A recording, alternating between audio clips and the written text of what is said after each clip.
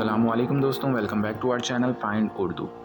Faction का मतलब है एक छोटी ग्रुप या टोली जो किसी बड़े ग्रुप का हिस्सा होती है लेकिन कुछ मुख्तलिफ ओपिनियंस या गोल्स रखती है।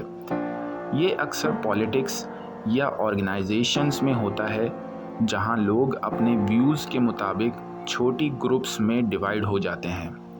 जैसे पार्टी के अंदर कुछ फैक्शंस हैं जो लीडरशिप के डिसीजन से इत्तेफाक नहीं रखती। A faction within the committee opposed the new policy changes. Committee के अंदर एक फैक्शन नए पॉलिसी चेंजेस का मुखालिफ था।